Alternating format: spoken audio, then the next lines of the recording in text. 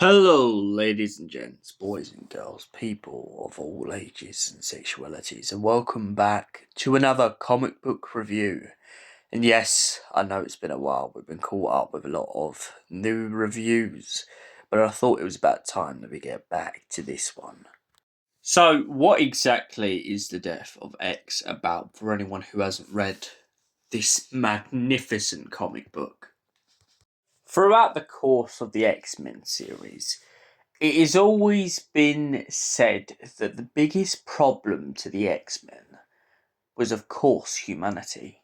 However, the X-Men in their time have faced many different tribulations and trials, from gods to aliens from other planets who try to put them in video games, and even there at home on Earth. The X-Men find themselves, day upon day, upon a new battle, and this battle might finally finish them off once and for all. Cyclops assembles his team and essentially is fighting across a battle with the Inhumans in hopes that they may come to some steady ground in which that they can come up with a solution.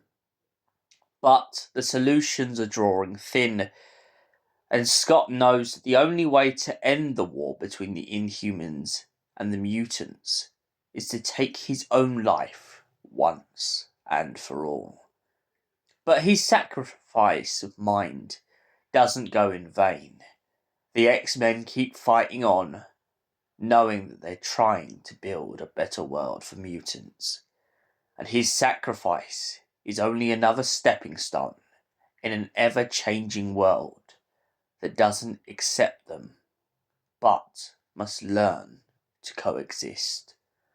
However, when Scott's brother finds out that his brother isn't truly dead, he begins to question exactly what the point of it was.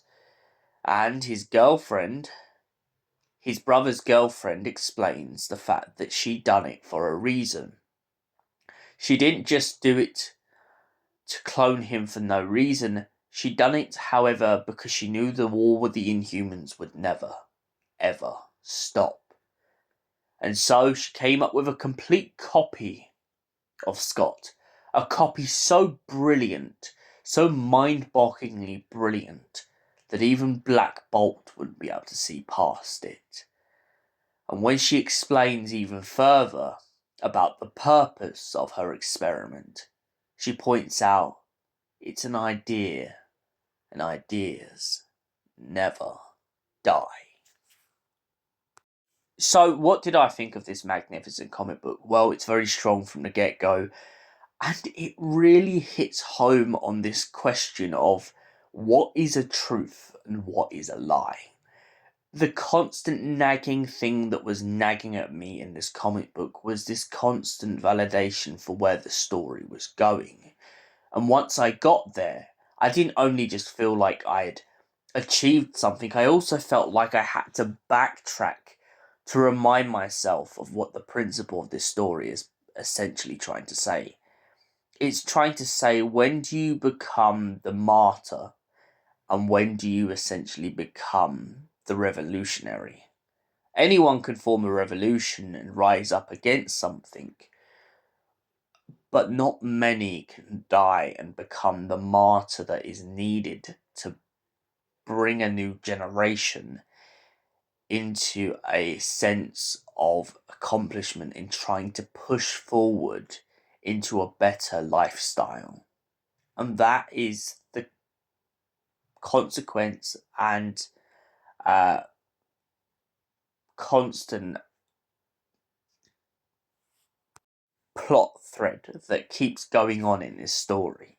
The constant plot thread of Scott's sacrifice really showing how much he meant not only to the X-Men, but to mutant kind as a whole. And for that reason, I give Death of X a solid 10 out of 10. Thank you for watching, and we will see you in the next comic book review. Until then, goodbye, and stay beautiful, you incredible human beings.